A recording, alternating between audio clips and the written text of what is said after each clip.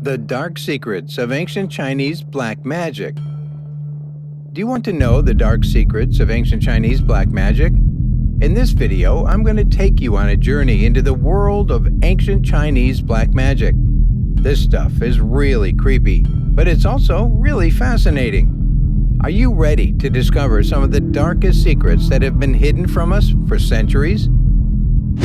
Chinese mythology, particularly in the South, gave rise to a vast literature of the use of black magic to afflict or kill those who are seen as enemies. These practices are collectively referred to as yu or Jincan. The word yu comes from the generic term shang from the ancient oracle inscriptions of the Shang dynasty and has been described as a form of black magic and witchcraft, with the poison being a central part of the practice. Creating a deadly yu poison requires the 5 poisonous creatures: the viper, centipede, scorpion, toad, and spider. Poisonous insects, worms, and reptiles, referred to as shang, were thought to be evil spirits or demons that possessed a vessel or the human body. Throughout history, yu poison has been associated with several regions and peoples in China, but it is mostly commonly associated with Lingyan and Miao women, southern minorities, creating stigmas based on northern prejudice. There are several methods for making the perfect yu poison. According to Zhu Xiangfu, an official at the Imperial Medical Office, who wrote about yu in 1556, should the 5 poisons be gathered and put into a pot to fight. This should be done on the day of the Dragon Boat Festival, the 5th day of the 5th lunar month. Some people claim that the pot had to be left in the dark for a year. The body of the remaining poisonous creature, which has defeated the others in the pot, becomes the source of the deadly poison. Zhu also describes another recipe in which the yu sorcerer kills a poisonous snake, blends it with the herbs, and sprinkles it on the body. The snake is left alone for a few days until its meat rots and mold grows. The body is ground into a powder and then dissolved in wine. In 1556, Zhu described the intense fear of yu poisoning as follows. When the poison enters the body, it consumes the victim from the inside out, causing internal burning. The cursed symptoms were similar to heat exhaustion, with prolonged fever, loss of appetite and weight, and vomit that resembles soft or rotten cotton. In most early writings, yu poisoning was described as an indicator of sources of danger: sexual indulgence, sorcery, non-Han peoples, and indigenous poisons. During the later periods, especially during the Sui and Shang dynasty, yu poisoning is associated with a special magical method attributed to minority cultures.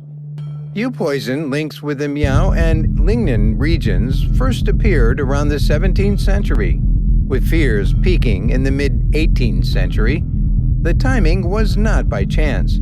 Descriptions of yu poison victims increased shortly after the 1735 and 1736 Miao Rebellion. Northern Chinese were opposed to the Miao's agriculture, social structure, culture, and, in particular, women's independence. Miao women were considered barbaric because of their unbound feet, scanty clothing, premarital sexual freedom, and ability to farm and hunt alongside men. Despite the lack of confirmed accounts, widespread fear of yu poisoning resulted in a plethora of methods for detecting and treating it.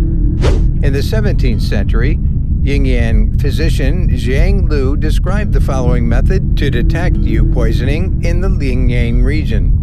If you eat in the homes of people who live there, immediately take rhinoceros horn and stir the food with it.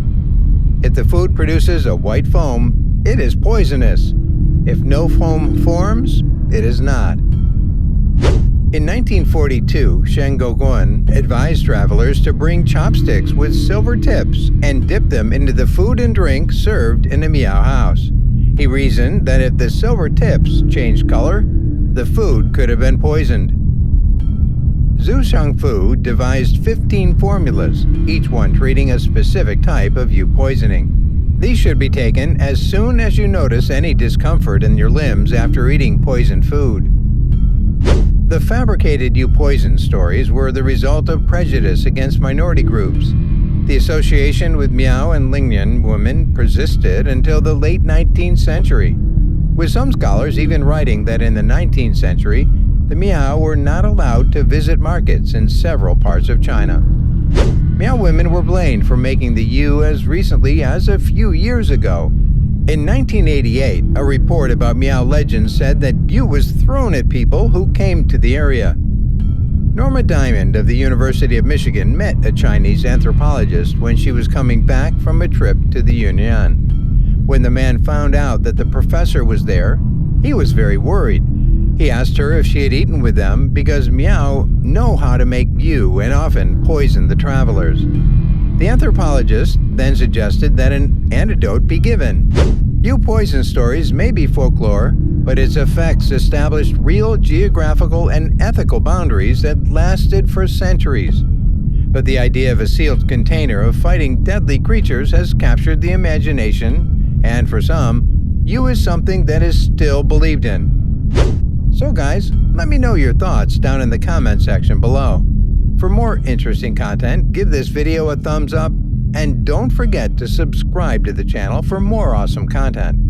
Have a nice day, and I'll see you in the next video.